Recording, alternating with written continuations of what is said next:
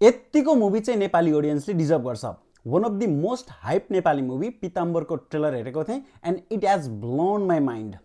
फाडु trailer, exaggerate गरे जस्तो लाग्यो। गएर एकपटक हेर्नुस्। बुढा सुब्बा डिजिटलमा छ, एकदमै राम्रो। मल्टी स्टारर यो मुभी चैत्र 29 मा रिलिज हुँदैछ। 3 महिना अगाडि यसको टिजर आएको थियो र टिजरले पनि एकदमै धेरै हाइप बनाएको थियो। अलमोस्ट 2 मिलियन को चाहिँ भ्यूज गेन गरेर बसेको छ। ट्रेलरमा अलिअलि प्रब्लम पनि लाग्यो, त्यो कुरा पनि गरौँला, तर सुरुमा राम्रो कुरा गरौँ। यो मुभीको एक्सन र ब्रुटालिटी टाउको काटिराखेको छ, खुल्लै स्क्रिनमा देखाइराखेको छ। यो मुभी कतै ए रेटेड त हुने हैन। अनि त्यसको ब्याकग्राउन्डमा बज्ने म्युजिक, ब्याकग्राउन्ड म्युजिक यो मुभीको एकदमै राम्रो छ। अस्ति बर्थडे विश गरेको भिडियोमा पनि ब्याकग्राउन्ड म्युजिक एकदमै बवाल सुनिरहेको थियो। आई गेस यो बेस्ट बीजीएम हो नेपाली मुभी इन्डस्ट्रीमा। अरु कुनै मुभीमा थियो भने मलाई भन्नु होला, सायद मलाई थाहा नभएको पनि हुन सक्छ। अनि यो मुभीको स्केल यति ग्रान्ड फिल हुन्छ नि। यो मुभीको बजेट कति हो कसैलाई थाहा छ भने कमेन्ट गरिदिनु होला। अनि डायलग्स यति बवाल सुनिरहेको छ नि।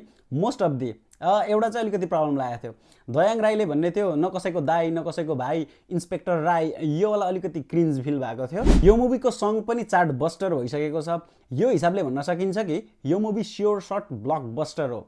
मुभीको स्टोरी पनि दमदार छ जस्तो फिल भइरहेको छ। प्रब्लमको कुरा गरेको थिएँ, यस देयर इज प्रब्लम। त्यो एक्सप्लोजन, गन फायरिङहरू चाहिँ अलिकति रियल फिल भइरहेको थिएन।